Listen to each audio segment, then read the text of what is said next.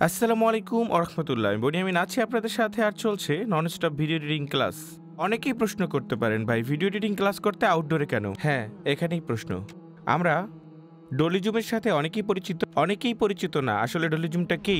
এই যে স্ক্রিনে ভিডিওটি দেখতে পাচ্ছেন, এটি হচ্ছে ডলিজুম। এটা আপনারা কিভাবে করবেন? আমি একবার ভাবলাম শুধু এডিটিং করে দেখাই দিই আপনাদেরকে। পরে মনে হলো যে না, এডিটিং এর পাশাপাশি যদি আমি সিনেমাটোগ্রাফি মানে শুটিংটা সহ আপনাদেরকে দেখাতে পারি, তাহলে মনে হয় আপনাদের আরো সুবিধা হবে। তাই আমি আউটডোরে চলে আসলাম। এখন বুঝতে পারছেন অবশ্যই কেন আউটডোরে আসছি ভিডিও এডিটিং নিয়ে। চলুন দেখা যাক আমরা কিভাবে ডলিজুমটা করি। প্রথমেই আমরা এই যে বাড়িটাকে একদম মিডলে নিয়ে এলাম ক্যামেরার। ওকে, এখন আমরা রেকর্ড দিয়ে ধীরে ধীরে বাড়ির দিকে হাঁটতে শুরু করলাম। ফাইনালি এমন একটা ভিডিও তৈরি হয়ে গেল। এখন কথা হচ্ছে প্রিমিয়ার প্রোর মাধ্যমে কিভাবে এটা আমরা ডলিজুমে রূপান্তরিত করব, সেটাই দেখে নিব এই ভিডিওর মাধ্যমে। ওকে, আমরা প্রিমিয়ার প্রোতে চলে আসলাম।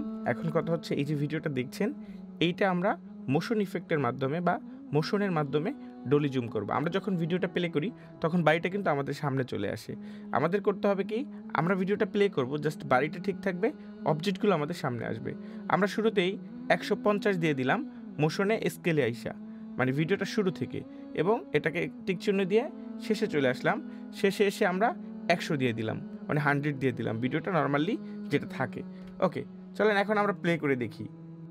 প্লে করার পর যেটা হলো যে অবজেক্টগুলো, গাছপালাগুলো আসতেছে, কিন্তু বাড়িটা বাড়ির জায়গায় আছে। তো এটা হচ্ছে যখন ছোট একটা অবজেক্ট আপনি নেবেন, তখন এটা আপনার কাছে আরও স্পষ্ট হবে, যেটা আমরা ভিডিওর শুরুতে দেখিয়েছিলাম।